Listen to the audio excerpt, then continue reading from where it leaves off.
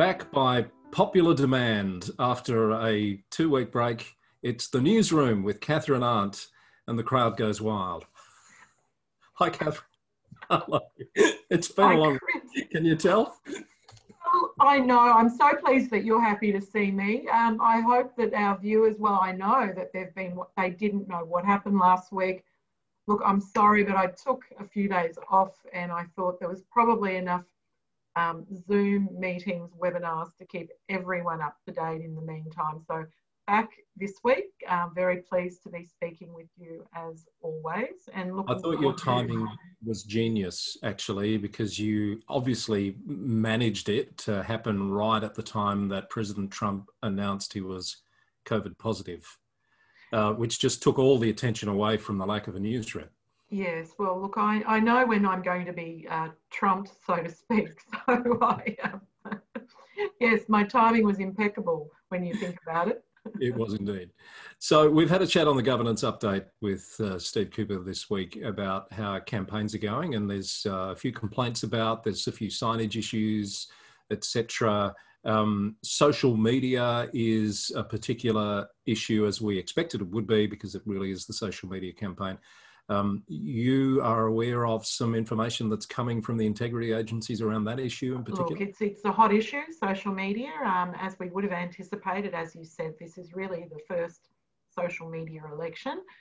So I think in the 2016 elections, the Inspectorate received about 2,000 inquiries and approximately 409 formal complaints. So this year and this election, they're being inundated, of course, so numbers are tracking, if not exceeding the amount they received in terms of inquiries and complaints.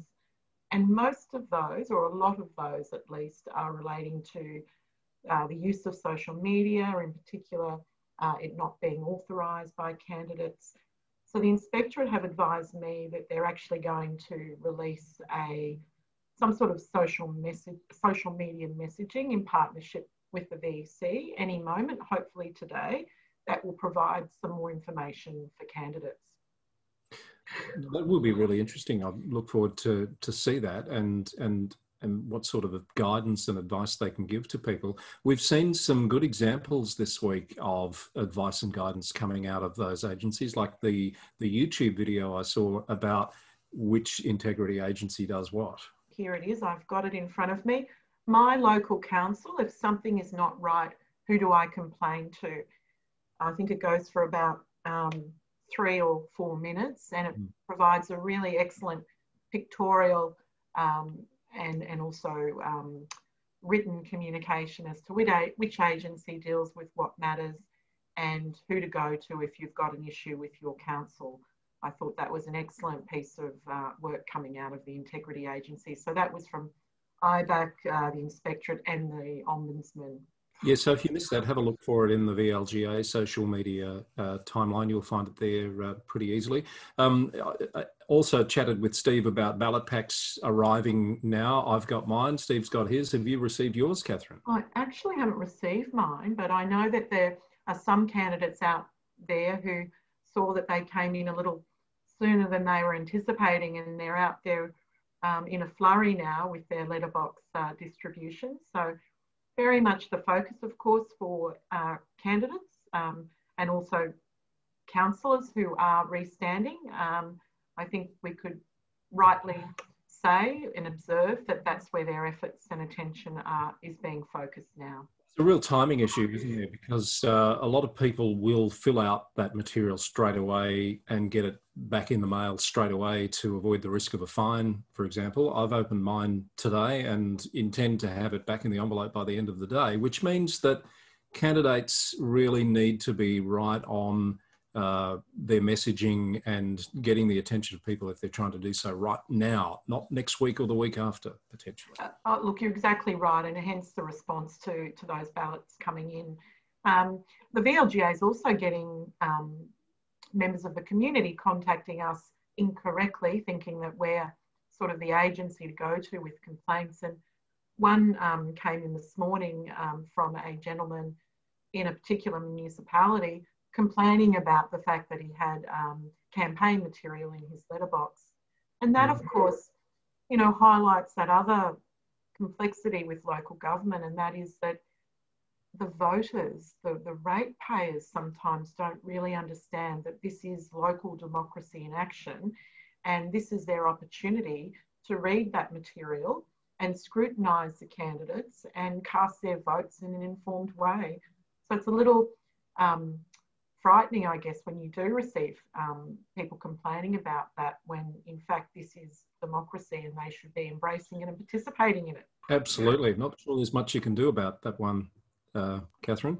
No. Anyway, let's hope people do recognise the value of the opportunity to have their say and they make the most of it. Just on that too, of course, councils themselves, let alone the Inspectorate, are receiving numerous inquiries and complaints directly from the community as well. So not only are they juggling the implementation of a new Local Government Act, and at the moment the governance and code of conduct regulations are up for consultation, due to be released on the 24th of October.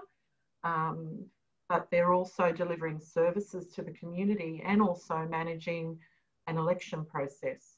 So their hands are full in the middle of COVID. Of a pandemic, that's right. And a lot of those issues related to the election, as we heard with Steve on the governance update, are related to signage, which is a pretty usual issue at this time in the political cycle. Yeah.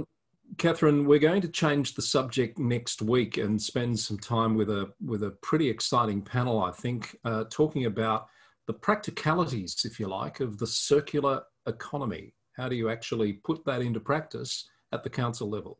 We are, and we thought it was a good opportunity, given that councillors themselves are a little distracted at the moment, but I guess it's an opportunity for candidates who are running, and also for officers in the sector, and even more broadly, to hear from the founders of an organisation called Choreo. So we have that panel coming up next Wednesday, the 14th of October, and we have on that panel also a representative from the City of Melbourne. So Choreo's worked with a number of different local governments throughout Australia, and also industry groups that have who are very interested in the whole circular economy and what and in exploring some of those solutions at both a strategic and operational level. So very much interested in that panel next week, and encourage if you've got a moment for you to come along. And we're really pleased that we're doing that in partnership with LG Pro again, Chris. Indeed, it's a great opportunity to shine a light on an issue that I think challenges a few people.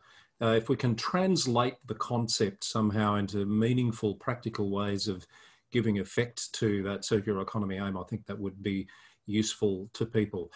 The other one we're planning, which is still a few weeks away, timing-wise, I think it'll be good because it'll be right at the end of the month, is a piece about the role of the Mayor, and we've got a terrific panel that's agreed to help us. We have, and I'm just looking again for details of that panel if I can't remember it off the top of my head, but I should. So the 28th of October, yes. The role of the Mayor, more than just a title, we have Nolene Duff, who's currently an administrator at Casey. We have Peter Stevenson, who was a former councillor at Darebin, but has also been involved in investigations post his council career of, I can't remember exactly which council he was involved in.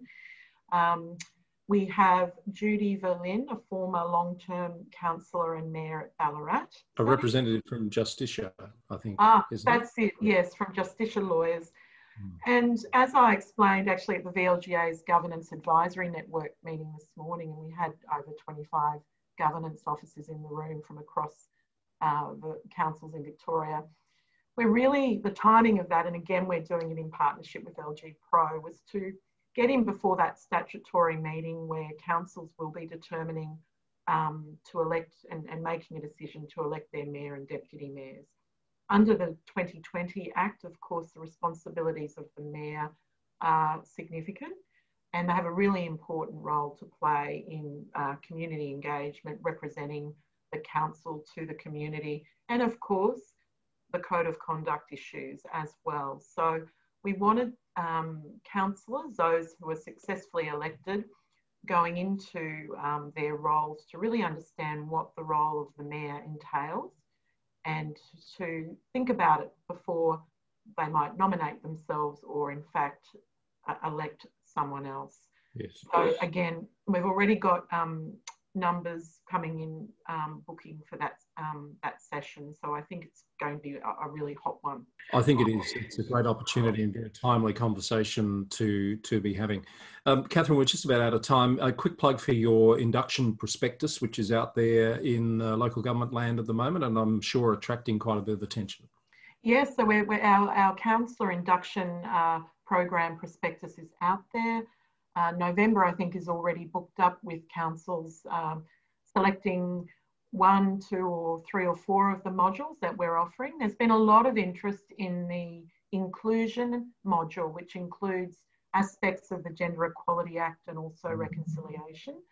And we anticipate that although many councils, of course, will try to do a significant component of their councillor induction this side of Christmas, that there will be more in-depth sessions taken up post-Christmas.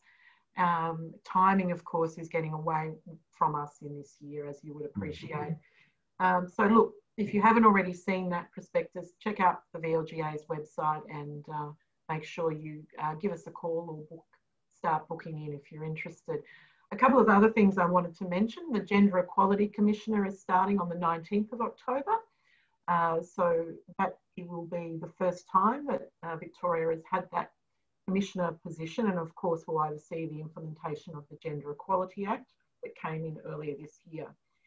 The other thing to note is that the VLGA, in partnership with La Trobe University and Melbourne University, have an ARC grant, an Australian Research Grant, to follow the trajectory, that's a hard word to say on a Friday afternoon, of candidates in this election over the 4-year term, and in particular examining barriers and opportunities for women candidates and then as councillors to for the first time, get documented academic research to support the need to have gender parity around those decision-making tables. So a survey has gone out to all candidates in this election. It will take about 10 minutes to complete. I know you've all been inundated with information and surveys, but if you could complete this survey, it will go some way towards that research project that will provide, as I said, academic evidence to support further systemic and change and also policy direction. A groundbreaking piece of work, I'm sure. Terrific. Good to hear that that's proceeding. Thanks, Catherine. That's all the time we have for this week. A busy newsroom, but that's the penance for missing one last week. Hopefully the workload will be a little easier to bear next week. Absolutely, Chris. And unless Trump or someone else decides to take the limelight, we'll be here. I think Donald's probably doing that on a daily basis at the moment. Thanks, Catherine. Talk soon. That's the newsroom from VLGA Connect. Thanks for your company, and we'll see you on another episode very soon.